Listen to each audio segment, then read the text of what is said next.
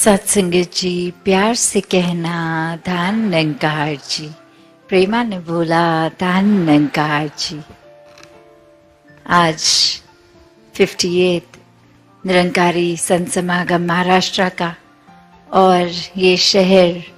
पुणे पिंपरी का और सभी हर जगह से आए संत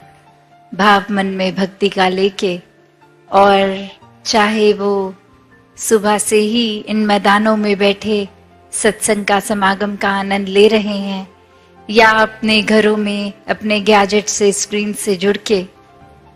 बात यही कि भक्त को तो हर समय इस निराकार की ही जरूरत है। इसी के भक्ति में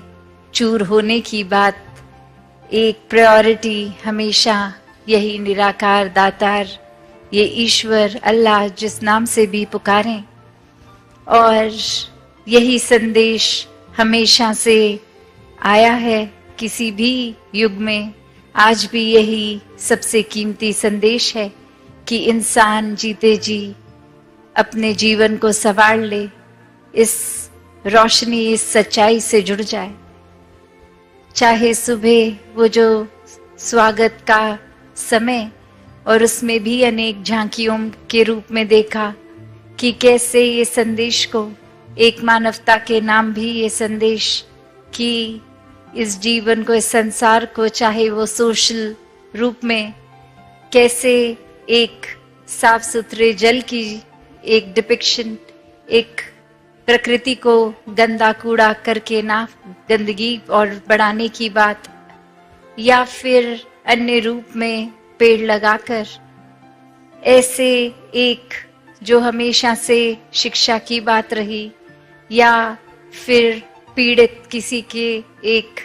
शरीर रूप में इलाज की बात इत्यादि। संतों ने तो हमेशा ऐसा ही चाहा कि ये एक सोशल लेवल पे भी और स्पिरिचुअल लेवल पे भी इंसान का जन्म हुआ है, तो फिर बस ये ग्रोथ हो, ये विस्तार हो। ये विस्तार सिर्फ एक भावनाओं की ही बात का नहीं, ये अंदर से बाहर की यात्रा, जो फिर एक, चाहे हम इस बिंदु को ही देखें कि एक सच्चाई जो अपने जगह पे कायम दायम और कण कण में भी, और जहाँ ये एक फोकस पॉइंट भी, वहाँ इतना असीम विस्तार की, ये बीइंग बाउंडलेस वाली बात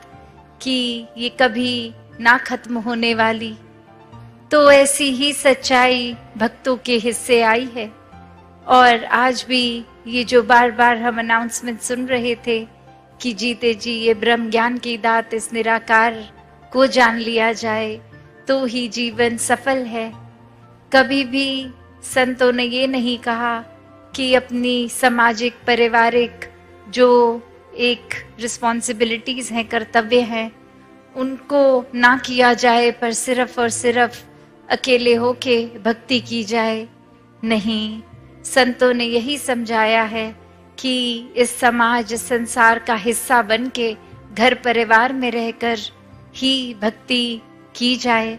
फिर वो चाहे कहीं पे भी किसी समय हम हैं, हम सड़क क्रॉस कर रहे हैं, किसी म्यूजियम में हैं, कामकाज में हैं, स्कूल में हैं, ये परमात्मा तो उतना ही हर जगह है। हर समय इसके साथ होते हुए जो भी कार्य कर रहे हैं वो किया जा सकता है। और सबसे पहले इसी को जानना है। इसी को जानकर ये जो बात है कि एक को जानो, एक को मानो, एक हो जाओ, एकला जाना एकला माना एक वा, कि कैसे एक संसार में जहाँ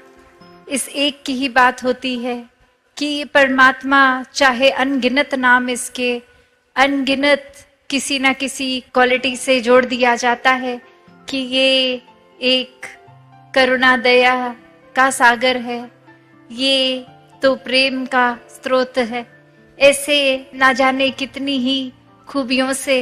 एक पुकारा जाता है। ये कितने ही एक, जितने भी संसार में कण कण में ये है तो वो फॉर्म भी हो गया और यही फॉर्मलेस भी है। तो कैसे हर जगह हर समय उपस्थित यही परमात्मा, यही सच्चाई है जो रात को भी है, सुबह भी है, कभी भी समय के पार वाली बात। और बाकी सच्चाइयाँ तो दुनिया की कभी मौसमों में परिवर्तन आ जाती है, ये गर्मी से सर्दी, ह्यूमिडिटी, रोशनी, दिन रात, अनेकों ऐसी चीजें जो जो भी हमारी ये नजर देख सकती है वो कभी ना कभी एक रूप बदलती है। आज है कल नहीं है, आज इस तरह है कल आकार बदल जाएगा। अभी जैसे टेक्नोलॉजी की भी बात हो रही थी, जो आज से कुछ साल पहले जो गैजेट्स जैसे दिखते थे आज उससे कितने अलग दिखते हैं। पहले अगर साधन कम थे, आज कहीं से कहीं ट्रैवल भी करना है तो अनगिनत रूप में जब पहुंचा जा सकता है। वैसे ही एक इंसान अगर संसार में आया और ये एक रूप धन का भी एक अमीरी की और एक जीवन में आराम की जिंदगी, पर वो अपनी ही बलबूते अपनी मेहनत से किया गया और उसका फिर सदुपयोग किया गया। फिर वही जीवन को अगर हम ऐसे भी देखें कि किसी ने ये सारे साधन होने के बावजूद उनका इस्तेमाल तो किया पर अच्छाई के लिए नहीं, अपना भी नुकसान किया, किसी और का भी। एक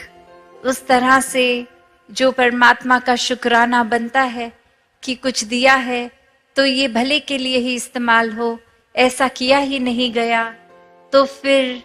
ये जीवन तो फिर बहुत ही एक मुबारक जीवन तो दूर की बात, ये जीवन तो जीवन कहलाने लायक ही नहीं बचा, जहाँ एक इंसान को यही समाज में रहकर ये भरपूर अपनी सुविधाओं को जहाँ यूज भी करना है उस तरह ये विस्तार है। पर ये जिन्होंने परमात्मा को मन में रखा है, हर समय याद रखा है, ये वो सब चीज़ों का अच्छी तरह इस्तेमाल करते हुए भी फिर भी ये अपनी स्पिरिचुअलिटी को एक सबसे ऊपर रखते हैं, इस निराकार को सबसे ऊपर रखते हैं और फिर अपने जीवन में एक बंदिश का महसूस नहीं होता कि ये एक दायरा है, एक ये इतना असीम निराकार और कितने ही ये अनगिनत तरीके जिससे इस निराकार के साथ प्यार और मजबूत किया जाए, चाहे वो एक दिल से सिमरन करके, अरदास करके, प्रार्थना करके, चाहे वो संसार में भेदभाव ना करते हुए मानवता की सेवा करके, चाहे किसी का एक किसी रूप में किसी तरह का भी कंफर्ट पहुंचा सकते हैं, दुख तकलीफ दूर कर सकते हैं वो कार्य करके। और बात सिर्फ वही कि समर्पित भाव हो, वरना अहंकार जहाँ अपनी जगह ले लेता है फिर तो मन में यही आएगा कि अगर किसी के जीवन को मैंने संवारा तो वो मेरी वजह से हुआ, अगर मैं ना ये मदद करता तो फिर वो इंसान का तो भला नहीं होना था। पर यही एक फर्क सेवा में और मदद में, ये हेल्प नहीं है, ये तो सर्व करना है। और वही संत तो ये खुद को गवा कर सेवा करते हैं और ये हम्बल हो के एक विनम्रता के साथ कि ये परमात्मा सेवा करा रहा है, शक्ति बल बख्श रहा है तो ही कुछ हो पा रहा है। और फिर यही मन सत्संग करके भी इस दातार, इस निराकार के साथ वो अपना डीप कनेक्शन और मजबूत कर लेता है। और वहीं अगर सत्संग में भी आके एक ध्यान इधर उधर, या फिर सिर्फ इसीलिए आ रहा है कि कोई देख ले हम भी आते हैं सत्संग, या अक्सर छोटी छोटी चीजें कि किसी को देखा कि कोई जीवन में उपलब्धि मिल गई है तो एक खुद की ही कैलकुलेशन लगाई कि वो महात्मा तो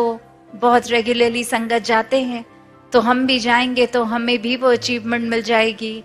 या ऐसे कोई भी कारण बना लेते हैं जो एक मूल रूप से, एक अपने प्योर रूप से एक भक्ति के दायरे में नहीं, चतुर चालाकियों के दायरे में आता है। और ऐसा करना भी फिर वो सत्संग नहीं है, क्योंकि अगर यही देखें कि ये सत्य का संग है सत्संग, इसमें और कोई भाव की मिलावट आ जाए तो फिर वो सत्संग नहीं रहेगा। तो कैसे अपने जीवन में एक वही बात कि जब ये निराकार पूरा है तो फिर हमारा इस निराकार पे यकीन होना ना होना इस निराकार को पूरे से अधूरा तो बना नहीं देगा। ये तो हर जगह वैसे ही मौजूद रहेगा। एक परमात्मा में विश्वास ना करना, इससे नुकसान तो हमारा ही है। वैसे ही एक कहानी जहाँ एक गुरु और उनके अनेकों शिष्य साथ, और उसमें एक शिष्य एक दिन देखता है कि जब हमारी ये स्थापना हुई थी, ये शुरुआत हुई थी, तो जितने व्यक्ति जुड़े थे अब वो तादाद कम हो गई है। और वो जाके अपने गुरु को बताते हैं कि ये काफी व्यक्ति तो कहीं और जुड़ गए हैं, हमसे टूट गए हैं। और फिर वो गुरु का कुछ रिएक्शन नहीं, किसी तरह से कुछ कहते नहीं है, अपनी आनंद में ही वैसे ही भक्ति में लीन। और बार बार ये बोलने पे फिर एक बार समझाते हुए कहते हैं कि जो टूट गए हैं वो तो कहीं जुड़े ही नहीं थे। तो बात वही है कि अगर कोई और वजह से कहीं पे हम जुड़ रहे हैं तो वो एक मन पहले ही अगर सत्संग में नहीं जुड़ रहा, फिर सत्संग पंडाल में बैठना या सत्संग भवन में जाना या ना जाना वो एक ही बात है। और ऐसे ही भाव इस कहानी में भी कि ये आस्था, ये विश्वास अगर है ही नहीं तो एक फिजिकली वहाँ पे होना या फिर वो एब्सेंट होना, वो तो कोई फर्क पड़ता ही नहीं है। और ऐसे ही वो समझाते हैं कि ये कोई गिनती की बात थी ही नहीं, यहाँ तो ये क्वालिटी की बात है, क्वांटिटी की है ही नहीं।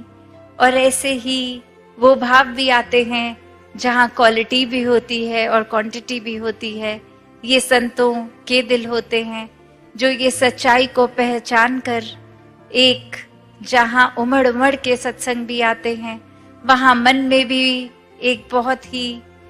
प्यारे प्योर भाव होते हैं, साफ, कि बिल्कुल कोई छल कपट नहीं, सिर्फ इस निराकार के प्रति प्यार, तो निराकार की बनाई इस रचना से प्यार। और यही एकत्व भी कि इस परमात्मा से ब्रह्म ज्ञान रूपी दात के बाद जब प्यार हो गया तो फिर कोई फर्क ही नहीं है, हम स्वयं प्यार बन गए। हर जगह प्यार ही प्यार है, प्यार बांट भी रहे हैं और वो एहसास भी नहीं है कि हम प्यार बांट रहे हैं। जिस तरह एक फूल अपनी महक बस देता ही जाता है, तो वो कोई खास एफर्ट नहीं है फूल का, वो तो उसी का गुण है खुशबू, तो वो बिखर रही है। तो बात यही कि फिर ये एक में खो के परमात्मा से मन हरेक से एक में खो गया। और ये एकत्व की बात यहाँ तो संतों ने हमेशा जैसे समझाया कि जीते जी इस परमात्मा का साथ कर लें। अक्सर ये विषय पे अगर चर्चा होती भी है तो ये दिमाग किसी ना किसी और कारण को प्राथमिकता दे देता है कि अभी हम इस वजह से बिजी हैं, तो अभी तो ये परमात्मा को जानने की जरूरत नहीं है, अभी आयु छोटी है। तो बात वही ये जीवन के अनसर्टेनिटी की भी है कि ये श्वास तो पता नहीं कब चले जाएंगे, कोई निर्धारित उम्र ही नहीं है, तो किसी का अगला पल है नहीं, पता नहीं। तो उसी पल में इस परमात्मा को जान लिया जाए तो ये बात कि ये परमात्मा हर जगह है। और जैसे ही ब्रह्म ज्ञान होता है तो ये उस परमात्मा से इस परमात्मा के दर्शन हो जाते हैं, क्योंकि ये हर जगह आंखों के सामने हर समय और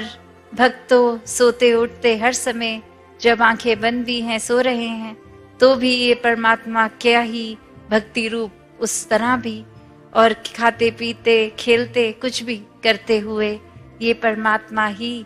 हर समय साथ इसके एहसास में ही जीते हैं। तो ऐसा भक्ति भरा जीवन हर किसी के हिस्से आए और हर कोई अपने जीवन में जहाँ एक जितनी भी उपलब्धियों को प्राप्त करे वो मुबारक उपलब्धियां हैं अपनी मेहनत अपने हार्डवर्क से, पर वहीं अगर वो अचीवमेंट्स पे ही फोकस करते गए और अपनी स्पिरिचुअल ग्रोथ को इग्नोर किया, तो फिर जैसे इतिहास में काफ़ी उपलब्धियां जुड़ी हैं, एक हमारी भी जुड़ जाएगी,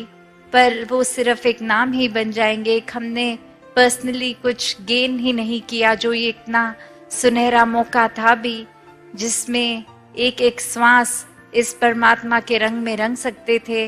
वो मौके को एक माया में ही उलझा के एक गवा दिया। तो हर कोई भक्ति में जीवन जिए, इस परमात्मा के दर्शन करके इसके रंग में रंग कर एक सेवा सिमरन सत्संग का सहारा लेते हुए ये निराकार को हर समय एक ध्यान में मन में बसाकर एक इसी तरह जीवन जिए जो भक्तों का रहा। और आज भी कितने इतिहास के भी भक्तों के नाम लिए गए और ये हम अपने जीवन में भी भक्तों को देखते हैं। तो चाहे युग और टेक्नोलॉजी बदली, ये इस तरह विस्तार तो हुआ, पर ये भाव प्यार का, प्रेमा भक्ति का वही, ये विश्वास, ये श्रद्धा, ये संतों का जीवन तब भी प्रेरणादायक था। आज भी संत उस समय भी चेतन करते थे इंसान को कि जीते जी परमात्मा को प्राप्त कर लो, आज भी संत वही कर रहे हैं। तो ये भक्ति में हमें अपना विस्तार करना है, खुद पे फोकस करके इस तरह का जीवन हर कोई जीता चला जाए। सत्संगत जी, धन निरंकार जी।